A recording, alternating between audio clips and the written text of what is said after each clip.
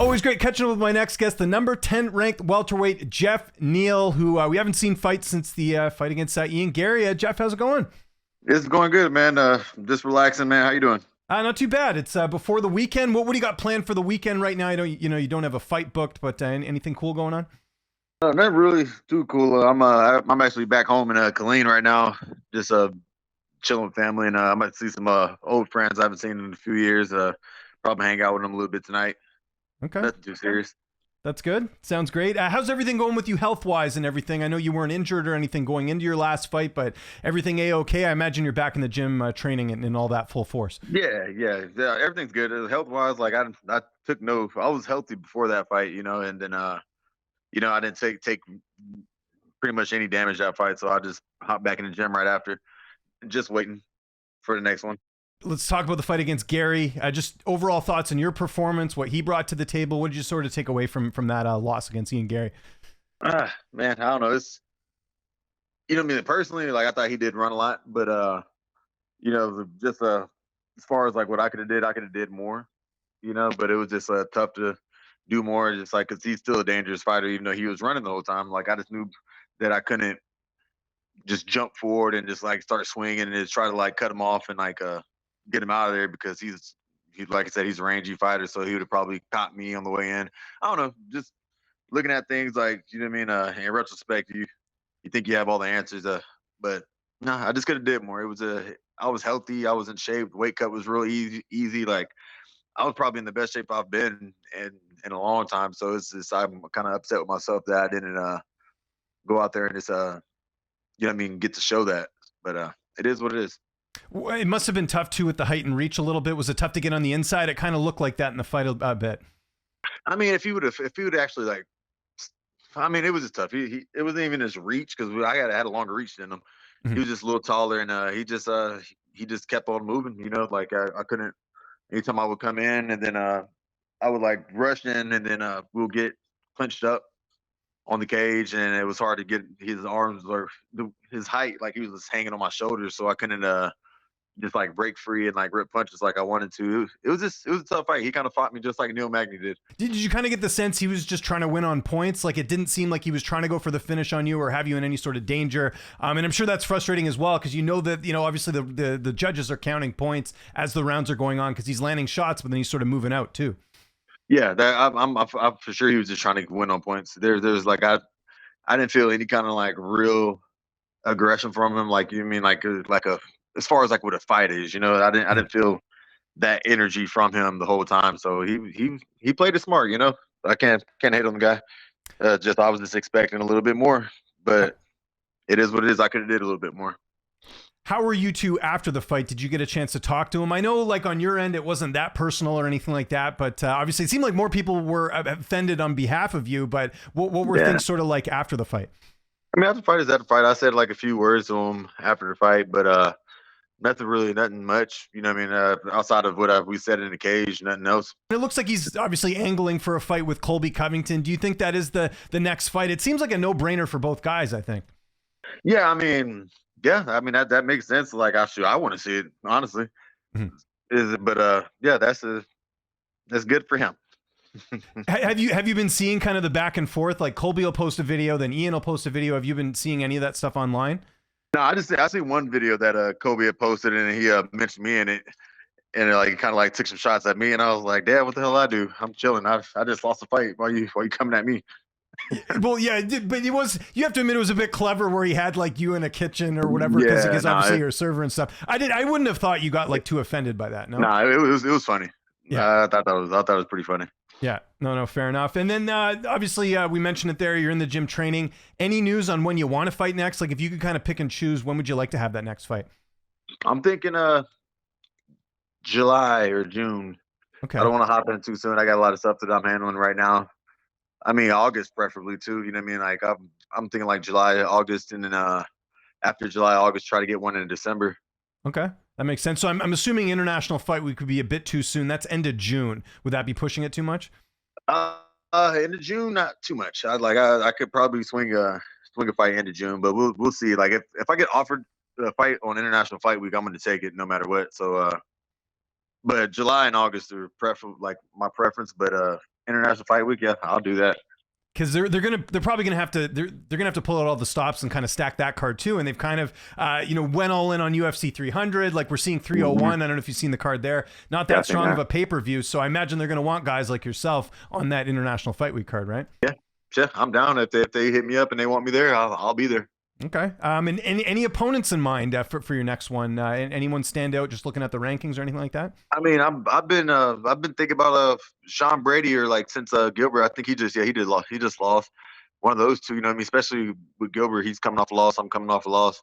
I'm still in the top 10. You know, so why not run that? But we'll see. It's either the people in mind is either Gilbert or Sean Brady.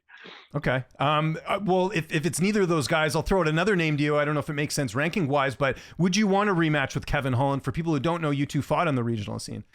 Nah, man. Me and Kevin, like we've been talking. I was actually going to he was going to help me for my last fight with Ian Garry, but things didn't pan out, you know. And then I don't know. We just I don't have any motivation for that, you know. And I don't think he doesn't either. Of course he doesn't because he won the fight, but yeah, we just I'd rather be a teammate with him than fight him. He's a long range guy, and that's perfect for like all the people that are in the division.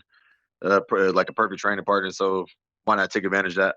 Well, how about the guy that beat him as well, Michael Venom Page? Would that interest you at all? Just because he's got some name value coming over from Bellator.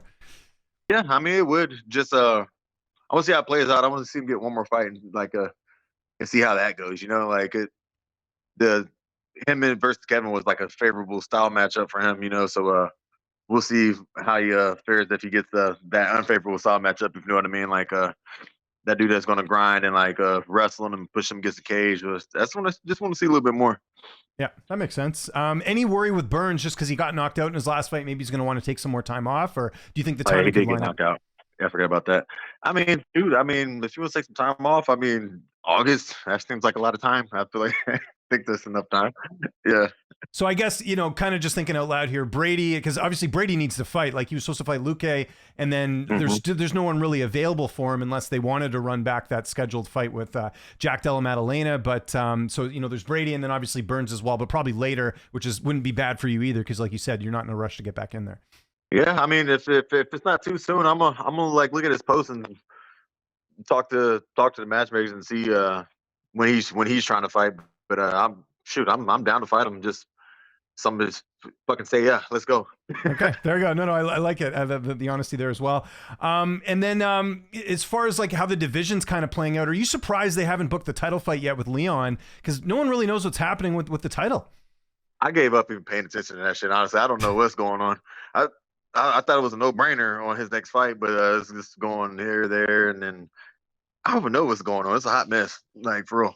Yeah, and that's crazy. Leon did all that whining and bitching whenever he couldn't get a fight for a title. You know what I mean? And he was deserving of it, but now he got somebody else that's pretty much in his same position, and he's acting like an asshole to him. That is kind of weird, but hey. Let's do a couple of rapid fire questions. So just whatever comes to mind. There's no wrong answers here. And the only rule with this for this first style of rapid fire questions is you can't say yourself. Otherwise, it would be too easy. So Geoff Neal, who is the best striker in the UFC? Wonder Boy. Who's the best grappler? Ooh. I'm thinking who was the best grappler. I'm going to go Paul Craig. What's that dude? Paul.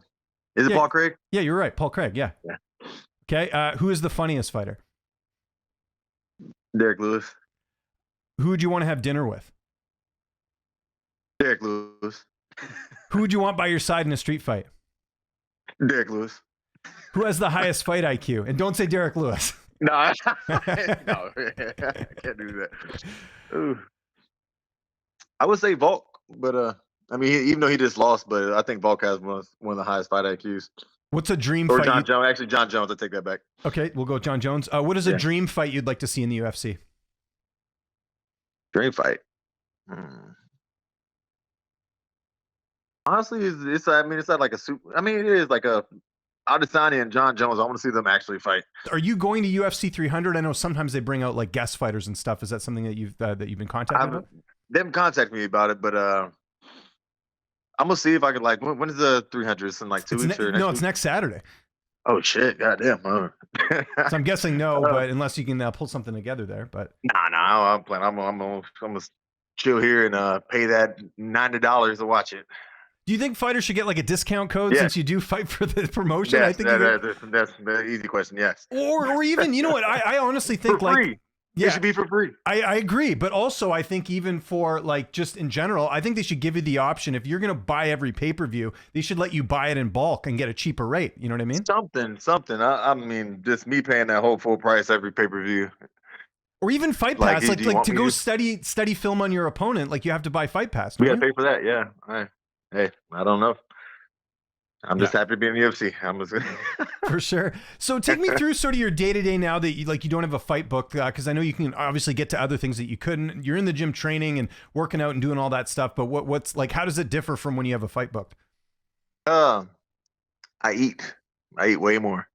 Okay. That's pretty much it. I eat whatever the hell I want, and I try not to train 2 times a day. Mhm. You know, I try to keep it at 1, and then sometimes I'll take like a day off. Like Wednesdays, I usually just like don't do shit. That's good. Yeah, nice balance, because you got to enjoy life as well when you're outside of camp. I know. I think for your last fight, they did reveal the weights of the fighters like in the cage. I think I can't remember the exact number off the top of my head, but you were pretty big. Like I was pretty much 200. Yeah. Yeah. Does it? Kind of seeing that though. Obviously, I'm not a doctor, but is that a bit of a concern at all? Just because you are cutting a lot of weight?